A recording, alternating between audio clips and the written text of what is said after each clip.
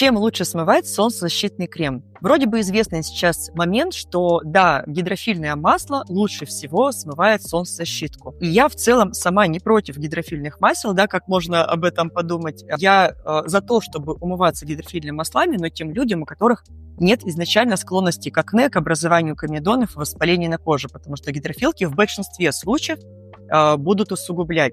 И тут возникает вопрос, что а если, допустим, у меня проблемная кожа, и как мне смывать этот SPF-крем, если ничего, кроме гидрофилки, его не смывает? Ну, во-первых, гидрофилка смывает лучше всего, но не только она смывает.